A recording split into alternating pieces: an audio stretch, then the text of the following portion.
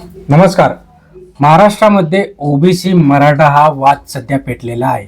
आता हा जो काही ओबीसी समाज आहे, ओबीसी समाजाचं म्हणणं आहे की कुणबी प्रमाणपत्र तुम्ही जे काही सरसकट वाटप करताय आणि महाराष्ट्र सरकारने जो काही GR काढला 2 तारखेला, तो GR रद्द करावा यासाठी मागणी धरत असलेला ओबीसी समाज वारंवार आक्रमक होताना दिसत आहे.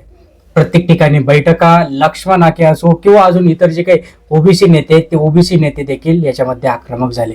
आणि हे जे काही 2 समाजातील दरी निर्माण होते, या 2 समाजामध्ये जे काही वाद पेटत आहे, ते वाद कुठेतरी शमवण्यासाठी काल मुख्यमंत्र्यांनी ओबीसी समाजाची एक बैठक बोलवली. आता या बैठकीमध्ये कोण कोण होते, काय काय निर्णय झाले, छगन भुजबळ किती आक्रमक झाले आणि त्याच्या आक्रमकतेला बघून मुख्यमंत्री देवेंद्र फडणवीसांनी काय निर्णय घेतले किंवा चंद्रशेखर बावनकुळेंनी काय आश्वासन दिलं, विजय वडेट्टीवार यांचं काय म्हणणे, ते अगदी आपण या व्हिडिओच्या माध्यमातून जाणण्याचा प्रयत्न करणार आहोत. मित्रांनो, शेवटपर्यंत बघा. काही मित्र अजून आपल्या चॅनलला लाईक करत नाही, व्हिडिओला लाईक करत नाही, व्हिडिओला लाईक करून ठेवा, शेअर करत जा, सबस्क्राईब करायला विसरू नका. महत्त्वपूर्ण अपडेट माहिती आपल्या व्हिडिओच्या माध्यमातून आपण देत असणार आहे. मराठा समाजाला सरसकट आरक्षण देण्यासाठी मनोज जरांगे पाटील यांनी आमरण उपोषण पकडलं. 1 नाही, 2 नाही, 3 नाही, असे कंटिन्यू वारंवार उपोषण त्यांचे चालूच राहिले. आणि फायनली आता शेवटच्या उपोषणाला म्हणजे 2 सप्टेंबरला 11 दिवस झाले होते, 11-12 दिवस. आणि तिथे त्यांचं जे काही उपोषण होतं ते उपोषण वाढत होतं आणि लोकांची गर्दी तिथे वाढत होती. ती गर्दी वाढल्यानंतर मुंबई अक्षरशः जाम झाली. आता ही मुंबई जाम झाल्यामुळे कुठंतरी मराठा समाज आक्रमक झाला आणि मुख्यमंत्र्यांनी तडकाफडकी निर्णय घेऊन मराठा समाजाला हैदराबाद गॅजेट लागू करण्याचा निर्णय घेतला.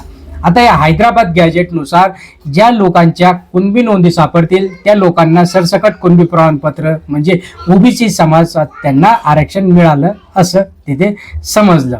आता या GRच्या विरोधात छगन भुजबळ, लक्ष्मण नाके, पंकजा मुंडे किंवा इतर अजून ओबीसी नेत्यांनी वारंवार इथे आपली त्यांची जी काही मागणी आहे ती मागणी लावून धरली.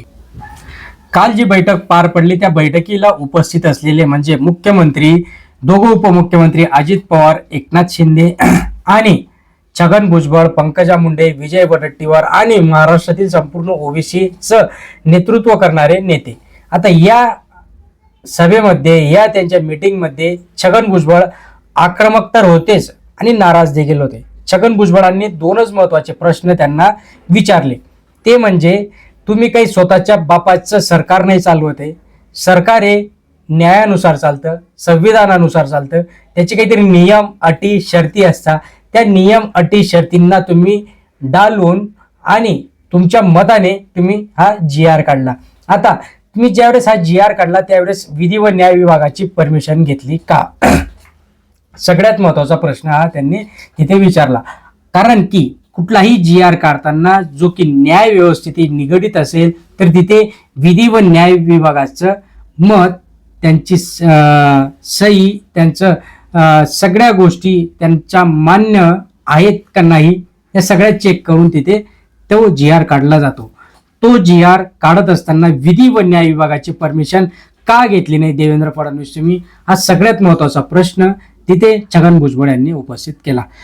दुसरं म्हणजे आता जर तुम्ही सरसकट 2014 सालापासून जे की कुणबी प्रमाणपत्र वाटपाला सुरुवात केली, त्या कुणबी प्रमाणपत्राला चॅलेंज म्हणून तुम्ही श्वेतपत्रिका काढा. या 2 प्रमुख मागण्या त्यांनी केल्या. त्याच्यामधील प्रमुख मागणी आणि सगळ्यात महत्वाची मागणी म्हणजे विधी व न्याय विभागाला देवेंद्र फडणवीसने बायपास का केलं? सरकार तुमच्या बापाचं आहे, सरकार तुमच्या घरचं आहे, तुम्ही सरकारचे मालक आहात. सरकारमधले जे काही न्याय, कायदा, न्याय व्यवस्था आहे, संविधान आहे, हे तुम्ही तुमच्या मताने लिहून टाकणार का तुम्ही खोडून टाकणार? जे काही नियम वगैरे हे सगळ्या प्रश्नांची समरबत्ती तिथे देवेंद्र फडणवीसांवर झाली.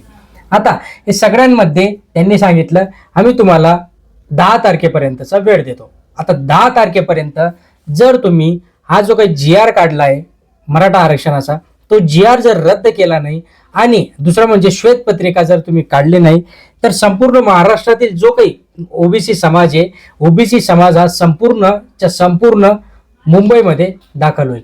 आणि एवढा काही दाखल होईल की मराठा समाजाचं जे काही आरक्षण होतं, उपोषण होतं, ते तुम्ही विसरून जाल.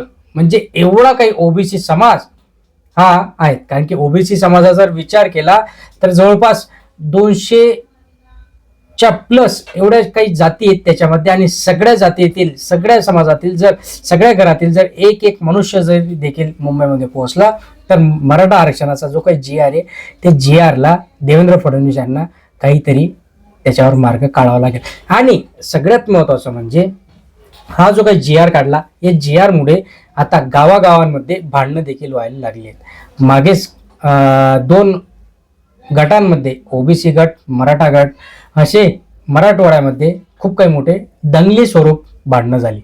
या भांडणांना रोखण्यासाठी या ज्या काही गोष्टी घडतायत महाराष्ट्रामध्ये या गोष्टी घडण्याला कारण आहे ते म्हणजे मराठा समाजाचा दिलेला आरक्षणाचा जी आर. आता दुसरीकडे मराठा समाजाला आरक्षण दिलं आणि भुजबळ आणि ओबीसी समाज हा नाराज झाला. आता ओबीसी समाजाची काहीतरी मनधरणी करण्यासाठी किंवा त्यांना काहीतरी तिथनं हलवण्यासाठी त्या बैठकीतनं काहीतरी त्यांना आश्वासन देण्यासाठी चंद्रशेखर बावनकुळे यांनी एंट्री घेतली.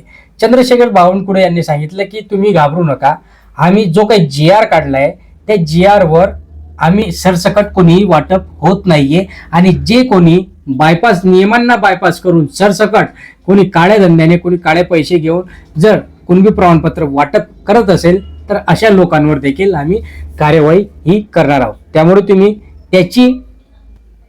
त्याचं टेन्शन घेऊ नका असं त्यांनी सांगितलं. पण दुसरीकडे विजय वडेट्टीवार हे खूप काही आक्रमक झालेले दिसत आहेत. विजय वडेट्टीवार म्हणताय की जर तुम्ही 10 तारखेपर्यंत याच्यावर तोडगा काढला नाही तर नक्कीच एवढं काही महाराष्ट्र जाम होऊन जाईल की तुम्हाला नाकी नऊ येईल. मग या सगळ्यांना कारणीभूत कोण?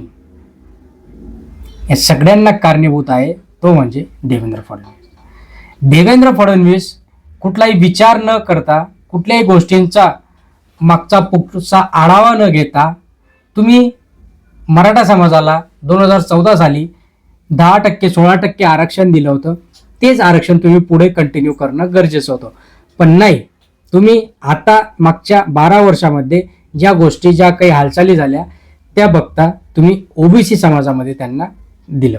आता 12% 10% आरक्षण देण्यासाठी EWS इकॉनॉमिक विकर सेक्शन हा जो काही त्यांनी लागू केला होता त्याच्या अंतर्गत तुम्ही त्याच्यामध्ये काहीतरी वाढीव सुविधा किंवा जो काही मराठा समाजाची मागणी होती की आम्हाला आरक्षण पाहिजे तर 50%च्या वर आरक्षण देता येत नाही, त्यासाठी तुम्ही काहीतरी उपाययोजना त्यासाठी काहीतरी कोर्टात जाणं काहीतरी लढायला असणं गरजेचं होतं. पण तसं झालं नाही. देवेंद्र फडणवीसांनी सरसकट हे कुणबी प्रमाणपत्र हैदराबाद गॅजेट लागू केलं आणि हैदराबाद गॅजेटवरनं संपूर्ण राडा महाराष्ट्रात सुरू आहे. हैदराबाद गॅजेट लागू केल्यामुळे महाराष्ट्रातील कुणबी समाजाला ओबीसी मध्ये आरक्षण तर मिळालं, पण जे काही वंजारा समाज आहे बंजारा समाज आहे अजून जे काही गोसावी समाज आहे यांचं देखील असं म्हणणं आहे की जर तुम्ही हैदराबाद गॅजेट लागू करत असाल तर हैदराबाद गॅजेटनुसार आम्हाला देखील STचं आरक्षण मिळणं गरजेचं आहे. आता ह्या सगळ्या गोष्टी घडत आहेत त्या हैदराबाद गॅजेटचा व्यवस्थितरित्या अभ्यास या लोकांनी केला नाही आणि म्हणूनच या सगळ्या ज्या काही गोष्टी ते जे काही सर्कल आहे हे सर्कल तयार झालेलं आहे. आता हे सर्कल तोडण्यासाठी महाराष्ट्र शासन किती तत्परतेने काम करतं, ओबीसी समाजांची किती मनधरणी करते किंवा मराठा समाजाला कसं काय शमवतील हे सगळ्या गोष्टी येणाऱ्या भविष्य काळात दिसणारच आहेत 10 तारखेनंतर. त्यामुळे मित्रांनो तुम्हाला काय वाटतं या विषयावर? हा जी आर रद्द होणं गरजेचं आहे का? ओबीसी समाजाचं योग्य आहे की मराठा समाजाचं योग्य आहे की देवेंद्र फडणवीसने काहीतरी चूक केली आहे? हे सगळ्यात तुम्हाला व्यक्त व्हायचं असेल तर काही कमेंट बॉक्समध्ये नक्की कळवा.